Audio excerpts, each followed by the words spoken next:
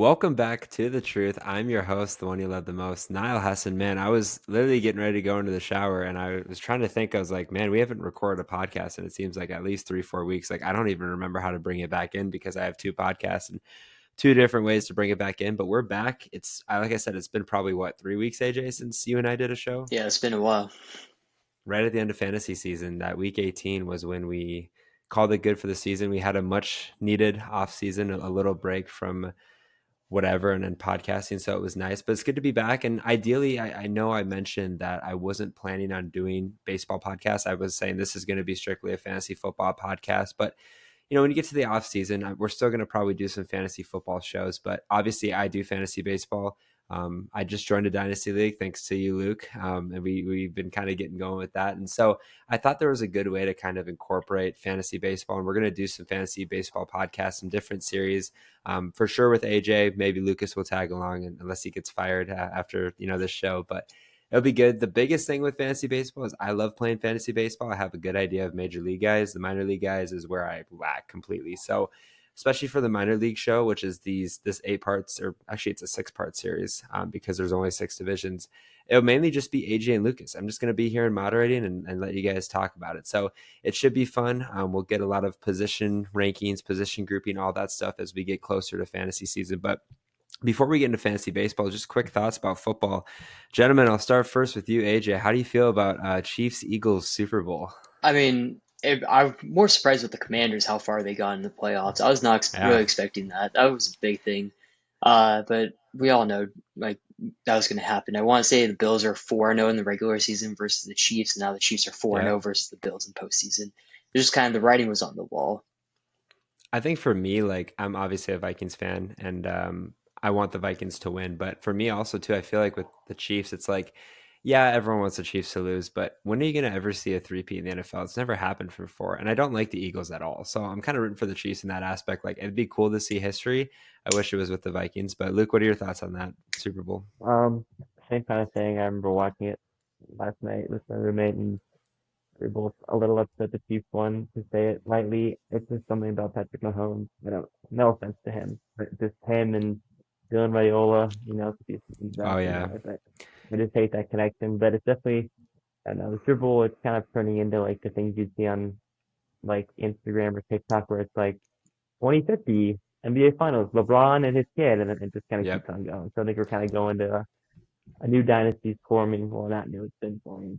Definitely the Chiefs are the team that no one really likes. But I mean, I'll be watching, but I haven't really rooted for a team in the Super Bowl in a while, so I don't think that's the right team. And I feel unfortunately that's kind of what it always boils down to, because it seems like everyone's hating the best teams, and we're kind of in that situation where it seems like every Super Bowl it's like the best teams, and it's like, all right, we had like 10 years of Brady in the Super Bowl every year. It seemed like now we got like a bunch of years. I mean, Mahomes and the Chiefs 5 out of 6 years, that's insane. The Eagles obviously won one in like 2017 or whatever, and then obviously again playing the Chiefs a couple Super Bowls ago. So it is kind of that trend there, but I guess that is the whole point of it.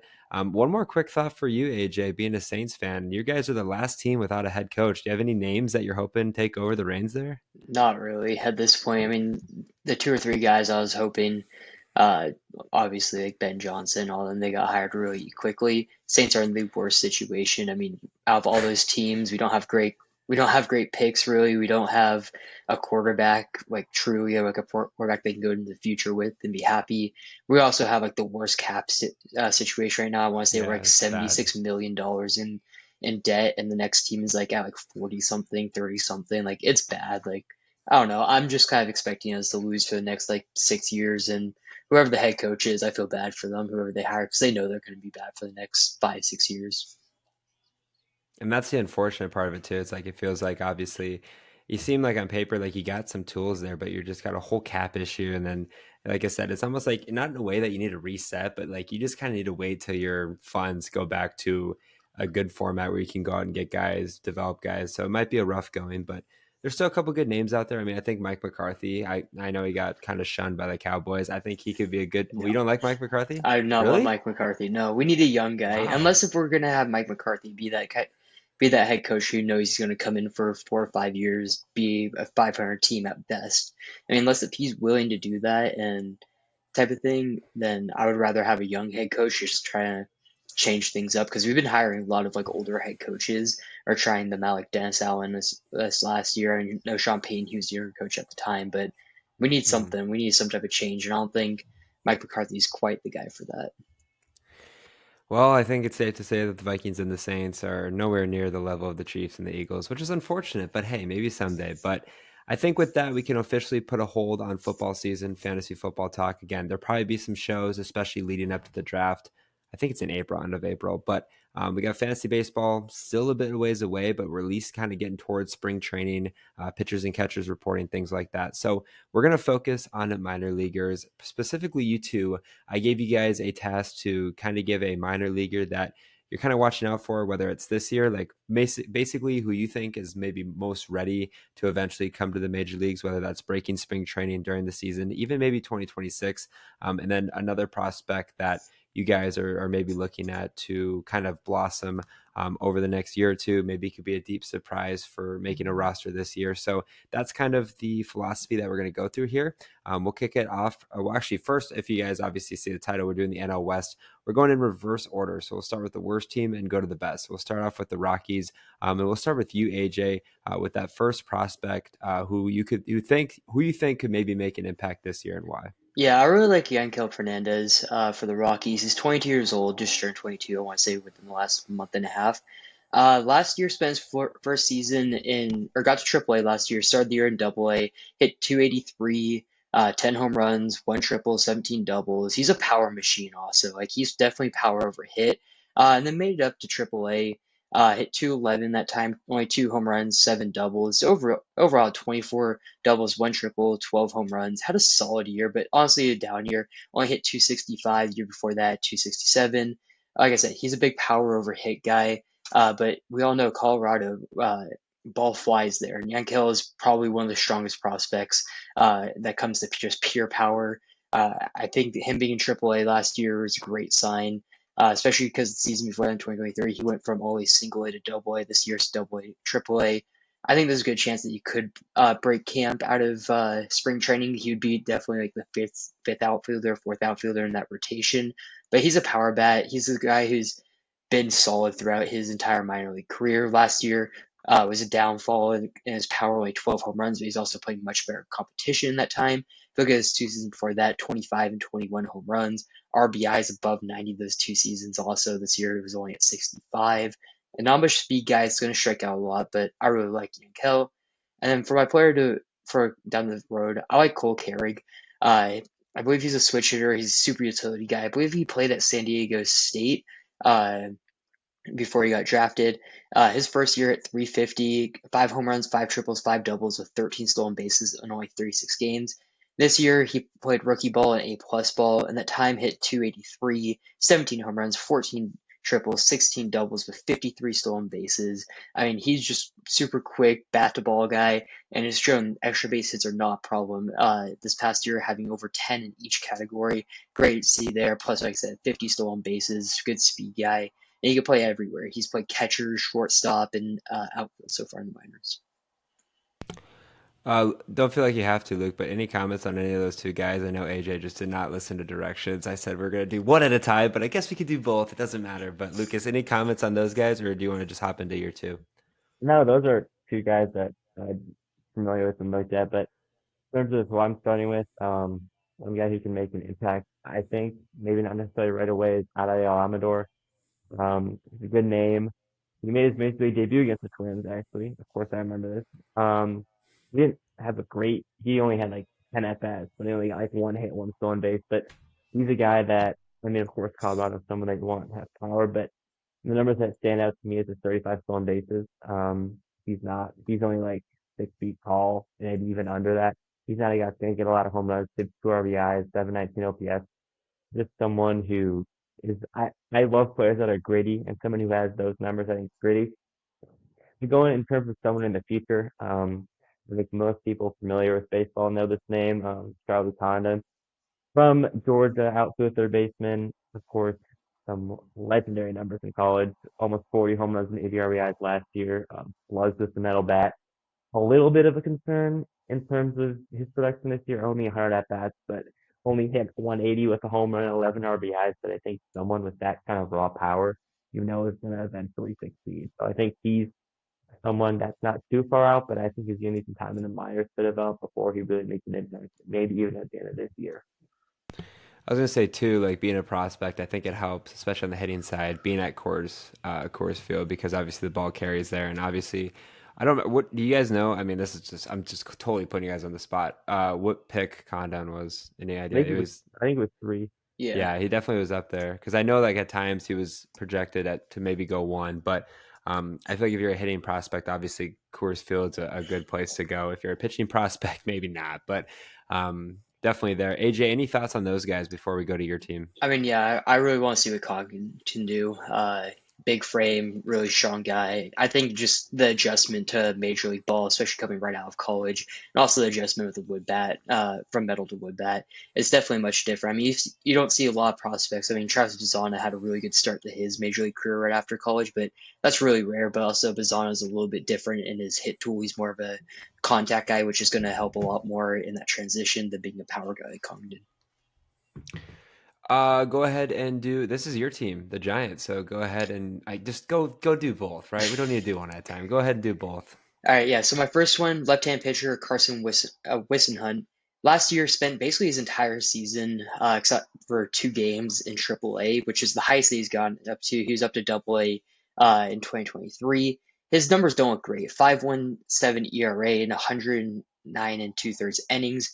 Had 141 Ks, but he basically doubled his innings from the year before that, having only 53 and two-thirds and 82 Ks. And his ERA was at 2.45. And granted, yes, those are the lower levels, but this is also the first time Carson has gotten up to AAA, and he spent his entire season basically there with 104 and two-thirds innings and 135 Ks. Like I said, the numbers don't look great, but he's got a great frame to him. Lefty, like I said, 6'3", 210 pounds. Good fastball curveball combo, has a cutter, but his changeup is his outlier pitch. Got a 70 grade on his changeup. One of the best changeups I've seen. I was able to see a good amount of Carson Wissenhunt. I actually got to see him pitch down San Jose at one point when he was down there in 2023. He looked great. I think the big thing is his average against him. In 2023, he was a 177 average against him. Last year was a 271, so it's a 100-point difference there. And I think he's able to bring that down and also bring down the walks. He had 53 walks. Uh, he was able to limit home runs, only 14 home runs for the most point, but his whip went from a 102 to a 158. That was one of the big things also, just allowing a lot of guys on base. And then Dakota Jordan, really big, a good frame guy, 6 foot 220. He's an outfielder. He kind of reminds me a little bit of Elliot Ramos. He's a little bit older. He was drafted out of college, but only played in 2 games last year. 1 run, 1 RBI, no hits and 7 at bats, 2 strikeouts and a stolen base. I think that he could come with a lot of power, 60 power grade, 60 run, so he's good speed, a good speed power bat combo that you love to see. I mean, you see a lot of those guys just fly through systems, especially because he's a little bit older. He didn't spend much time. He is 22 or 21. Only played, like I said, 2 games down single A. He's a guy who could fly through the system, especially with the Giants needing someone to fill in those outfield spots. I know he has Mike Yastrzemski. He's on a 1 year deal. Elliot Ramos is on his third year, second year technically of arbitration. He's someone that I wouldn't be surprised to get up to Double A or Triple A this season. Luke, any comments? It's fine if not, but any comments on those guys before you give me your two? Now he hit those on the head. In terms of me, Giants were a little tougher to pick. I'm not as familiar with the NL West, but the first guy I chose in terms of older and can make an impact now is Mason Black. He's a 2021 third round pick. Didn't have great numbers in the MLB or minor league, but someone who's only in his low 20s, I think, can really develop in minor league. He was 5-6 with a 4.59 ERA, 84 innings pitched, and 87 strikeouts. This is terrible. Especially for the team he plays for. And then in terms of the MLB, he had some rough numbers, only pitched in 9 games, but he was 1-5 with a 6.44 ERA, 36 innings pitched, and 31 strikeouts. So again, someone who's pitching in a very tough division in the NL West, especially with the Dodgers and all those prolific offenses. I think that those numbers aren't something to be too scared about, especially a team like the Giants. AJ knows much more about it than me, but as far as I know, they have a lot of young pitchers like Caden Birdsong, so I think this is a guy who can kind of fill in to kind of make a name for himself. But in terms of lower level prospects, this is someone who really like I barely even heard of this guy. His name's Rainer Arias. He's literally like the same age as me. And he's an international signing.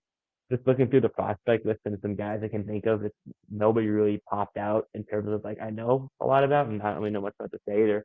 But he's very young. Again, as I mentioned, I mean, only 16 RBIs and 3 stolen bases and a 735 OPS. But again, he's like 18 years old and his career, he's hitting 976 in terms of OPS. He's only in the Arizona Complex League, so this is someone who really could just be someone who is amazing or is gone next year, but just a name to kind of look out for, a high quality international signing. Any thoughts on those guys, AJ? If not, feel free to go into the D-backs. Yeah, Rayner, I really like him. He's been dealing with the injury though. He didn't. That's why he didn't play a lot last year. I believe it was a wrist injury or hand injury. He broke something in there that took him out for majority of the year. But yeah, he's one of those guys that I think he was the second or most money that the Giants have ever given out to international prospects. So like, I'm looking forward to see what he can do once he moves out of the Arizona Fall League. But for the Diamondbacks, my first one is Jordan Lawler. I mean, Jordan Lawler, first round pick, one of the top prospects for a while. Last year dealt with an injury. That's why he didn't play a whole lot. Only played 23 games down in the minor leagues. Did make his debut in 2023. Didn't hit that well, but only played in 14 games, 4 hits, 2 runs, 2 walks, 11 strikeouts, 1 stolen base. He also played a little bit of time actually in the World Series and in the playoffs in 2023 when they made it then. But Lawler in 2024 in AAA. Like I said, 23 games at 2 home runs, 1 triple, 6 doubles, 20 RBIs, 13 runs, 6 stolen bases, 14 walks, 23 strikeouts, hit 318 with a 417 on base. I get this is also in Reno where the ball absolutely flies at that ballpark. You see a lot of guys have a lot of power numbers there in AAA. It's majority of that ballpark, I would say, but also Lawler is one of those top guys. Like I said, also, I don't remember exactly what the injury was, but I know that he was injured majority of the year last year. That's why he did not play. I think he sustained the injury also a little bit earlier or later at the end of 2023 that held him out for a majority of the 2024 season. And then Ivan Melendez, I think a lot of people kind of forgot about this guy. He was a legend at Texas. I mean, uh, absolute pimp jobs that he's had there. I mean, he basically threw his bat at the pitcher after like a 430-foot tank to left field. But he made it up to Double A last year. Actually, spent his entire season there. Only hit 238 in that time, but 22 home runs, 1 triple, 10 doubles, going to strike out a lot. 133 Ks to 34 walks. Not stolen base. Guy has 7 career stolen bases. But the year before that, in 2023, he had 30 home runs, 22 doubles, 2 triples. Plays first and third. He's someone I wouldn't be surprised we see a little bit of time up in the majors probably next year. I think they really want to help him with his average and be able to hit for a little bit better average. 2023, he did hit for 272 on the season. But big drop in Double A where he spent most time. He did spend a good amount of time in Double A 2023, but I think in 2025 he should be able to. I think he'll be with the spring training team, get his name out there. But I think he'll start the year in Double A, maybe make an appearance too towards the end of the year with Triple A team. Luke, any thoughts on those guys, or go into your two?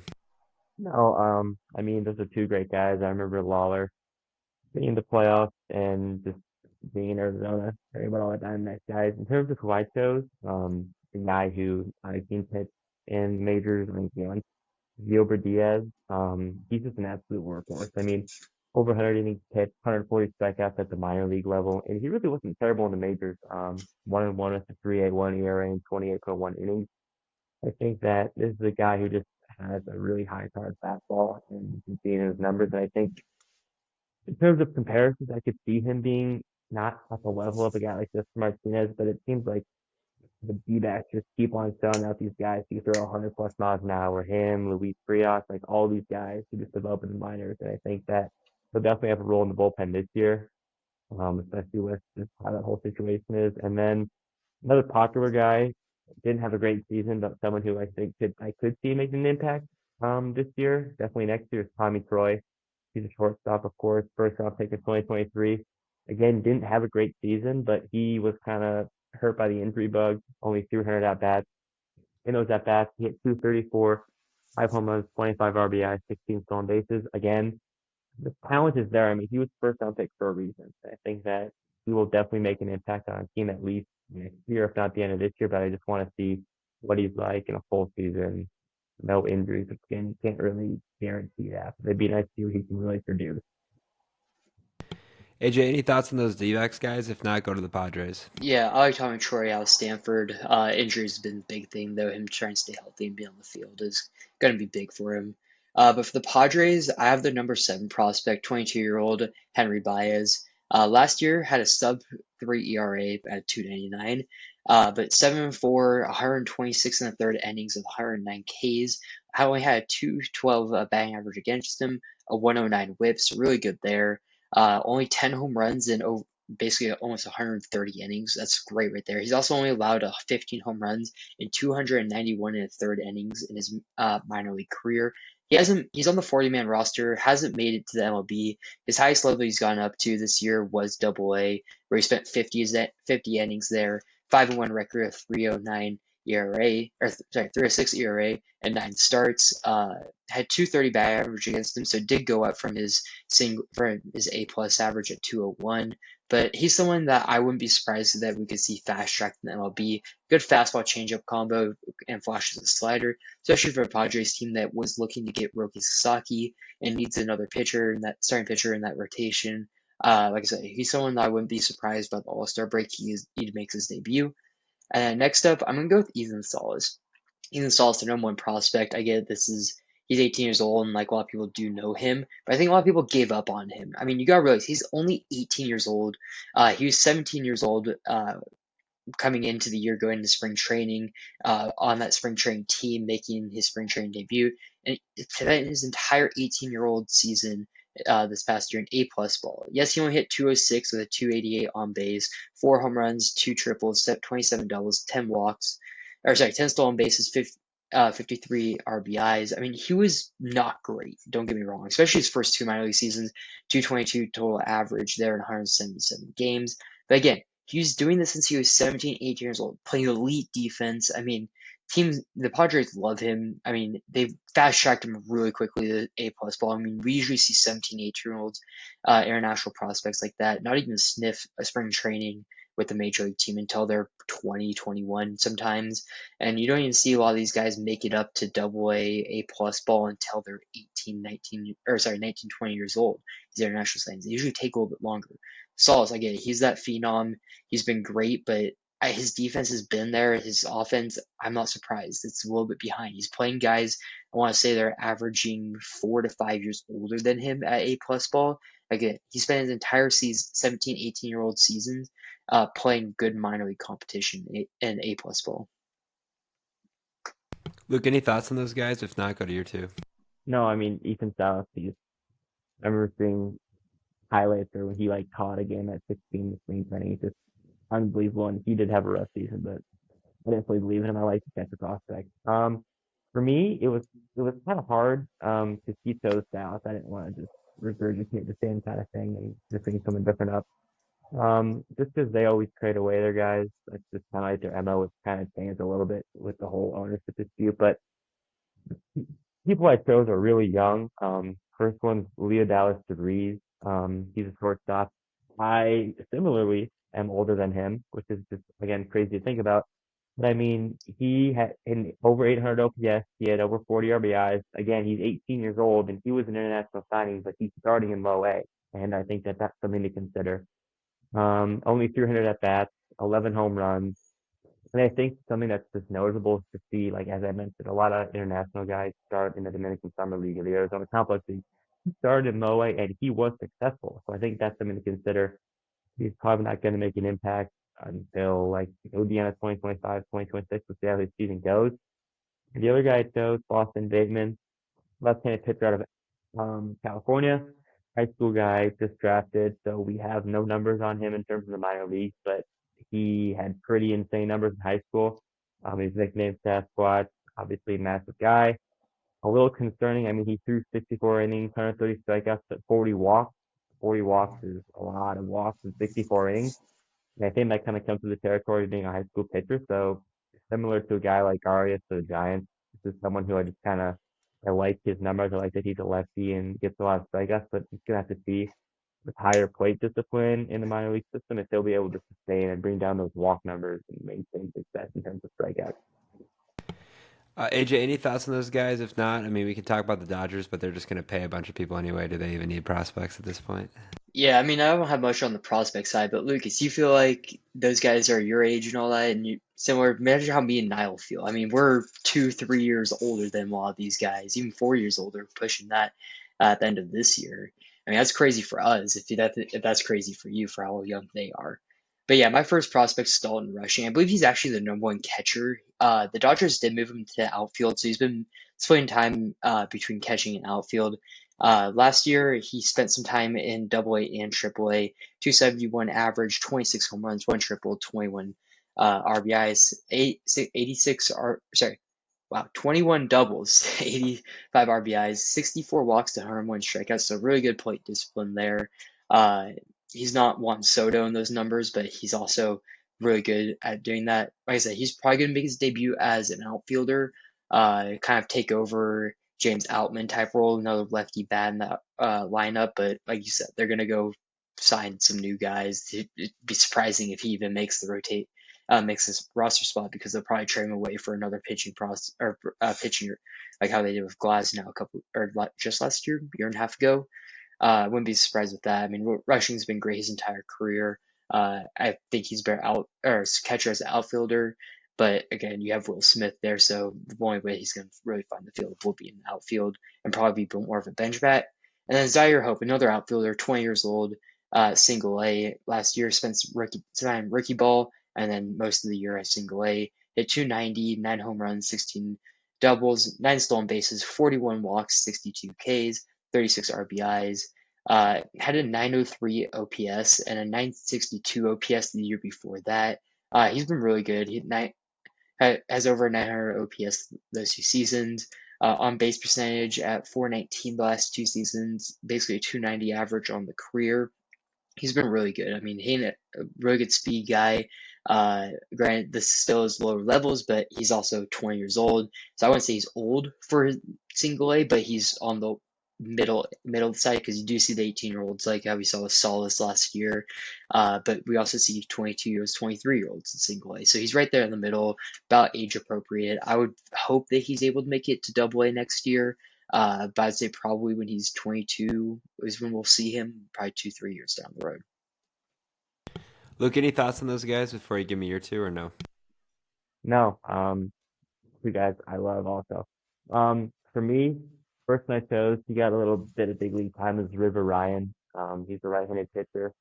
A little bit concerned at all the pitchers that they're signing, but I think that kind of interesting looking at the Dodgers and seeing how many young guys they have, like Landon Knacker, Gavin Stone. They get time last year, and I'm interested to see how it goes this year. He only pitched 8 games in the minors, 24 innings pitched, 32 strikeouts, about a 2 ERA, and he was pretty solid in the majors. He was 1-0 with a 1.33 ERA and 18 strikeouts again. That's an extremely small sample size, but something to look for in terms of I think he can make an impact. I could see him maybe become a reliever, long-term reliever, or long innings reliever, I should say. But again, it's just a matter of will he get time with the Dodgers. I mean, there's I think people that want to play now. And then in terms of a young guy, this is one of my favorite overall is Jose DePaula. He's an outfielder. Also, he's under 19 and he's already a non-roster invite, so he'll be playing in spring training for a Dodgers team that we all know is a super team. I don't think he's going to break camp, but I think just that alone is pretty insane. Last year he hit 268 in low A and high A, 10 home runs, 62 RBIs, 30 steals. And the number that really sticks out to me is obviously his 809 OPS. But I mean, he had 84 walks. And that's just ridiculous as a young guy. I mean, for someone from the Twins like Emmanuel Rodriguez, he was doing that when he was young, but not that extreme. And Paula has an 809 OPS, under 400 at bats. I'm really interested to see what he does this year. Again, if he gets like a long time or promoted to Double A, but I mean, just seeing as a non-roster invite and how much he got on base last year and how he took advantage by stealing 30 bases is just amazing. And I think that he's not gonna unless something crazy happens with the Dodgers. He's not going to be on the team this year at any point, but something to look for in the years to come. It's just a really good name and something to look out for. AJ, you got any final thoughts on those guys? Or Yeah, River Ryan, great start to his career. I think that he's someone that probably start off in the pen and maybe make some spot starts. And then DePaul, at 19 years old, like he said, great frame to him. They're tall, not big, but like 185 at 6'3". And one of his big things, I mean, big hit guy, 60 hit, 55 power. But they say only a 45 run. He had 30 stolen bases, like you mentioned. That's crazy. I mean, the frame that he has, his height, his speed, his power he's shown off, it's a little James Wood like, in my opinion, from what we've seen so far out of him. well, there you have it. Thank you guys for listening to another episode here on The Truth. Today, we obviously did the NOS. I can't tell you what's next. Just stay tuned for the Twitter for that. But if you guys did enjoy it, make sure you follow The Truth on Twitter. The Truth as one to stay up to date with the latest information regarding The Truth, including podcast dates, podcast uploads, and other important information you don't want to miss. Make sure you guys also follow The Truth on Instagram, at TikTok, at the.tt.truth. Are you looking to find a drink that offers peak hydration, raises your energy levels, speeds up your recovery, and keeps your mind sharp through focus and memory? Look no further than Acid Rainwater. I'm excited to partner Bloodline Sports, AZ, and Acid Rainwater, which focuses on peak hydration and productivity, while also maintaining an ecosystem-friendly product. Use code HESSON15, that's HESSON15 for 15% off every purchase.